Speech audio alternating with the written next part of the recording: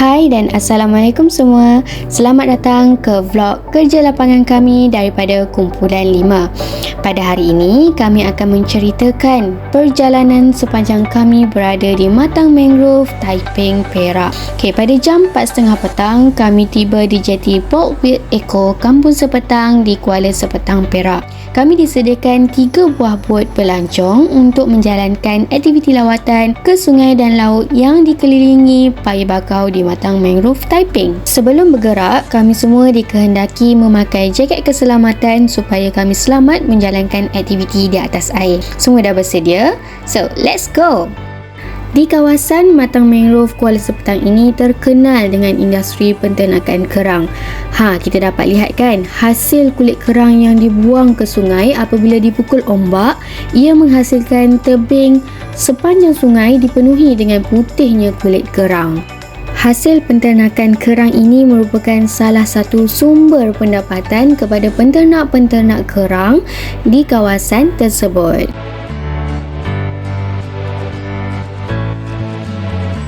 Di Matang Mangrove Kuala Sepetang ini juga dinaik taraf sebagai pusat pelancongan di mana terdapat restoran terapung yang menyediakan makanan-makanan lautan yang segar dan homestay-homestay yang dapat didiami oleh pelancong.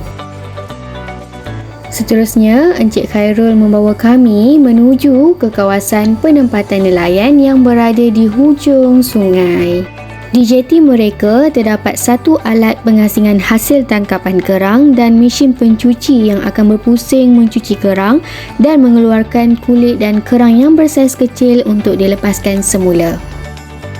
Di seberang kawasan penempatan nelayan terdapat burung bangau yang berwarna putih iaitu spesies alba yang suka berhijrah ke kawasan hutan bakau yang hinggap di sepanjang kawasan pokok bakau tersebut.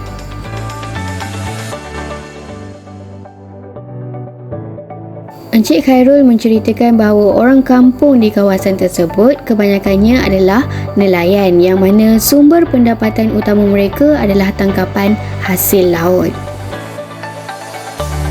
Semasa melawat kawasan ini, terdapat nelayan yang sedang memproses menjemur udang kering iaitu lebihan daripada hasil tangkapan udang mereka dijemur untuk menjadikan udang kering untuk dijual ke pasar-pasar berdekatan.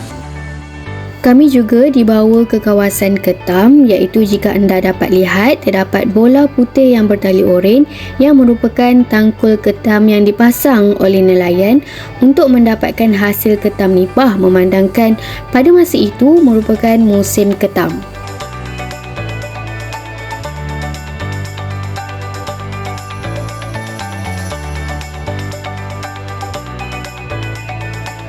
Selepas selesai penerangan Encik Khairul tentang kawasan penempatan nelayan dan hasil tangkapan mereka, kami meneruskan perjalanan ke laluan utama sungai.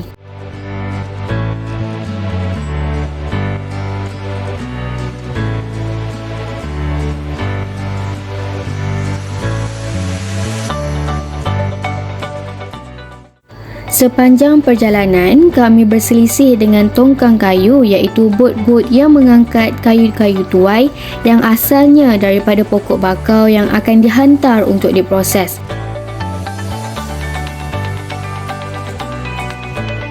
Terdapat juga bot-bot nelayan yang mempunyai pelbagai jenis spesifikasi dan limitasi mereka untuk menangkap hasil laut melintasi bot kami.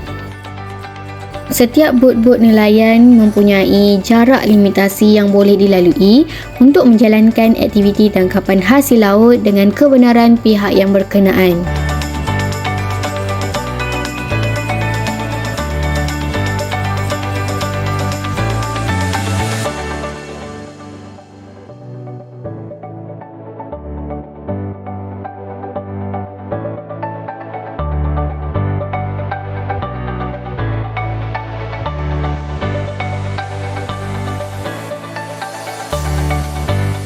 Seterusnya, kami sampai ke kawasan burung helang yang hinggap di sekitar hutan paya bakau. Burung helang merah ini dikenali sebagai Brahmini kite atau nama saintifiknya Haliastur indus. Selama kami berada di kawasan tersebut, kami dapat melihat helang merah mencapai makanan di air menggunakan kakinya. Tidak lupa juga terdapat satu spesies burung camar kecil yang juga merupakan burung yang berhijrah di situ turut mencari makanan.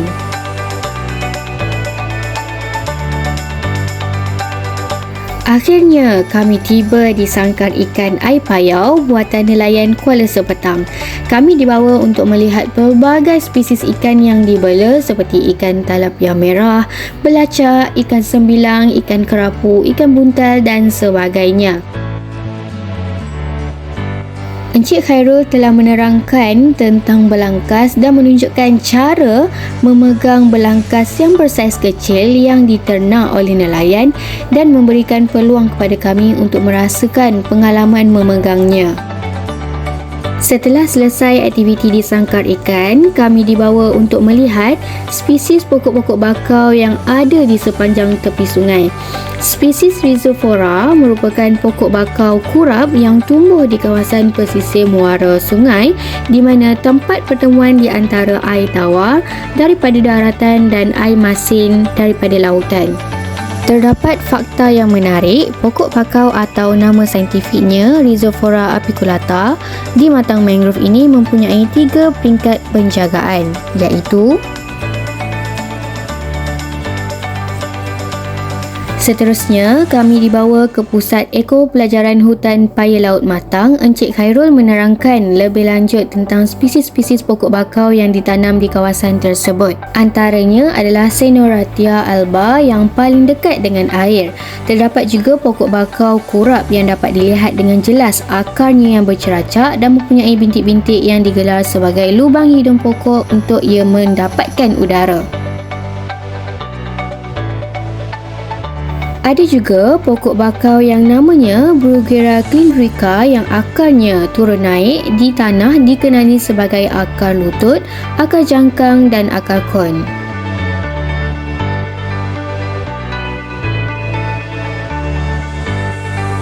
Seterusnya, kami dibawa untuk melawat kilang arang dan berpeluang untuk melihat bagaimana pokok bakau diproses menjadi arang. Pokok bakau akan dihantar ke kilang melalui sungai ketika air pasang. Kulit batang pokok akan dibuang sebelum proses seterusnya dijalankan.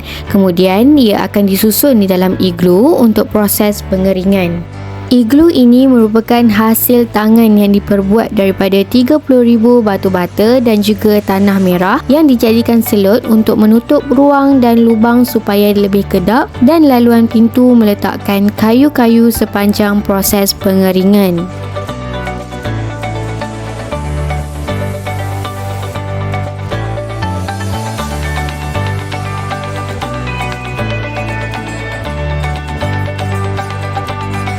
Kami diberi peluang untuk melihat lebih dekat di bahagian di dalam iglu yang dibina untuk menjalankan proses pengeringan itu. Ini adalah tanah merah yang dijadikan selut untuk menutupi ruang-ruang lubang yang ada. Encik Khairul juga menceritakan setiap batang kayu bakau yang berjaya dibuang kulitnya diberi upah hanya 20 sen dan setiap pekerja dapat habiskan kira-kira 200 batang bakau setiap hari.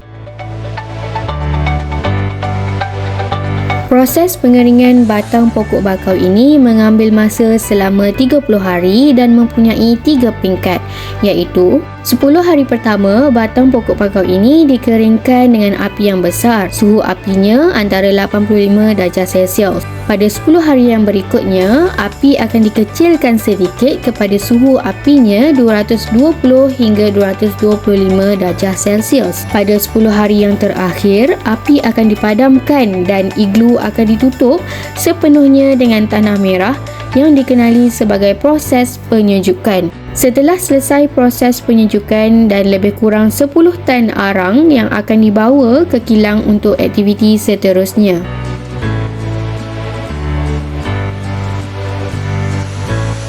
Arang yang dihasilkan di Kuala Sepetang ini mendapat permintaan yang sangat tinggi di negara luar seperti Jepun. Arang ini boleh diproses untuk dijadikan ubat gigi, pewarna rambut, ubat-ubatan, contohnya ubat pil untuk keracunan makanan.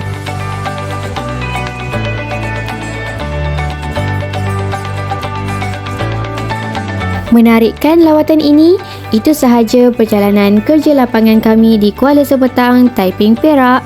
Terima kasih kerana menonton. Sehingga berjumpa lagi. Bye-bye. Dapat sesuatu? Follow for more.